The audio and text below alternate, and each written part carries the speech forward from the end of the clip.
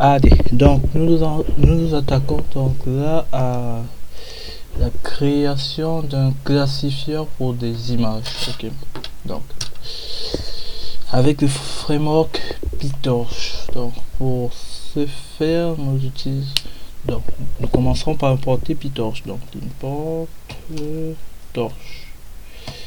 Ok, donc PyTorch, à l'intérieur de PyTorch se trouvent des modules optimisés pour tout ce qui est machine learning et data analysis. Parmi ces modules, nous récupérerons le module import NN, Neural Network and Optim. Donc Neural Network, donc NN, c'est un module de PyTorch qui gère tout ce qui est réseau de neurones standard simple. Optim permet l'optimisation de ces réseaux de neurones avec l'amélioration de leur descente de gradient. C'est lui qui effectue la recherche du meilleur sens pour faire la descente de gradient. Ok. Donc, vu que nous allons faire un classificateur d'images, on aura besoin d'importer du module Torch Vision. On importe dataset pour et transform nous permettra de resizer l'image, donc de lui donner une nouvelle taille, tandis que dataset nous permettra d'exploiter plus aisément l'image. Pour la suite, classifieur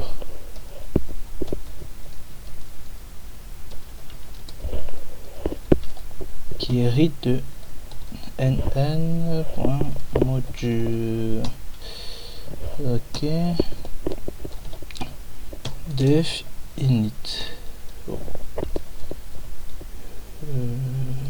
Init, ok.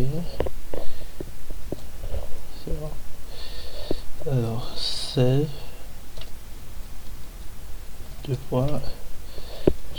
Super. Donc on rappelle le constructeur de la classe mère qui est module en fait, qui est un neural network module init. Ok, on a appelé. Okay. Là maintenant ce qu'on va faire, c'est qu'on va construire nos différentes couches de notre réseau de neurones. Donc la première couche self .fc1, ça c'est ce sera notre couche d'entrée L NN linéaire. Donc ici nous mettrons d'abord un nombre hasard 750 et 256. Il faut se dire que cette couche là prendra en entrée 750 paramètres et nous en donnera en sortie 256. Donc en fonction de ce qu'il faudra classifier, du nombre de classes à faire, on aura besoin d'utiliser plus ou moins cette quantité. Donc ce sera à vous de décider plus tard en fonction de l'image à classifier. Ok. Donc moi je partirai aussi sur le rajout d'une seconde couche FC2 NN désolé nn.linéaire, donc 256 128. Ok, bon, plus rapide avec un copier et coller bon, ok, 3 4, donc là 128 64 et 64, je mets 10 en sortie, 64 en entrée. Donc là j'ai défini 4 couches pour notre modèle et donc je resterai sur les 4 couches avec la première couche qui prend 750 paramètres en entrée et la dernière couche qui nous en renvoie 10. Donc tout simple. Def forward. Donc là je définis comment le passage des informations entre les différentes couches va se faire. Oh, self x, ok, x.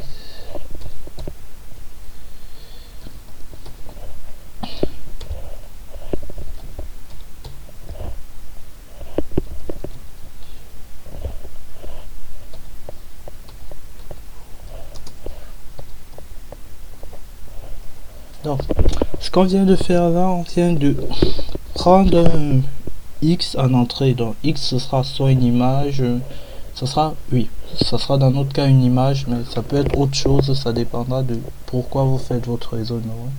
Donc, on récupère ce x à l'entrée, on le reshape. Donc, on récupère sa forme et on le met là, avec ça, on le met sous la forme d'un vecteur ligne. C'est ce vecteur ligne qu'on utilise désormais. Alors, ici, nous allons rajouter une bibliothèque import torche, oui, nn.functional as f. Pardon, je peux mettre f, je peux mettre autre chose aussi.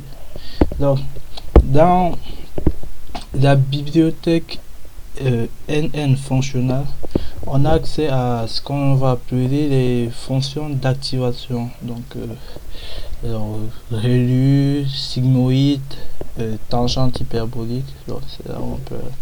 Ici, on va faire avec un relu. Ok. On peut faire avec. On peut changer le relu ou mettre sigmoïde là, ou encore plein d'autres choses. Ça c'est pour les trois principales fonctions d'activation: sigmoïde, relu et tangente hyperbolique. Ok, donc on y va sur un relu. Relu self.fc1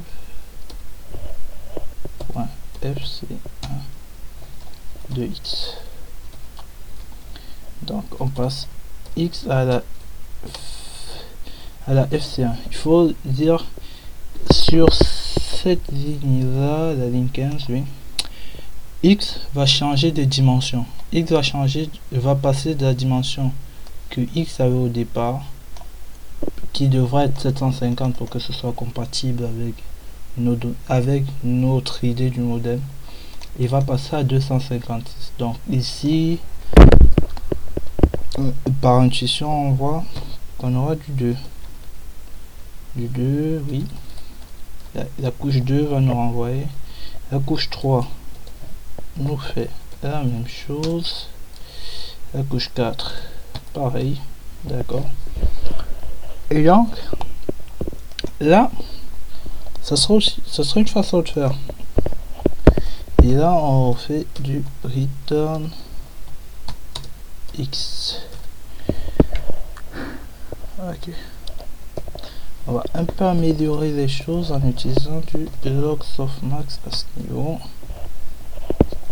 qui lui prend en plus le paramètre dim. Le paramètre dim indique selon quel axe il faudra faire le produit matriciel. Donc dim 1, ça veut dire les colonnes. On parle de colonne en colonne. Dim 0, ça sera en ligne. Bon, ouais.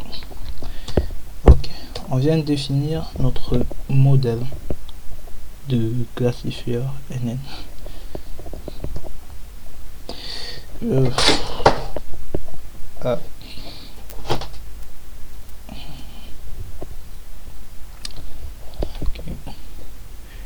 Donc, pour améliorer un peu notre modèle, il serait intéressant de pouvoir faire varier le paramètre d'entrée et celui de sortie. Pour ça, nous allons rajouter au niveau de l'initialisation, nous allons rajouter des paramètres nb entrée, oui, et nb classe.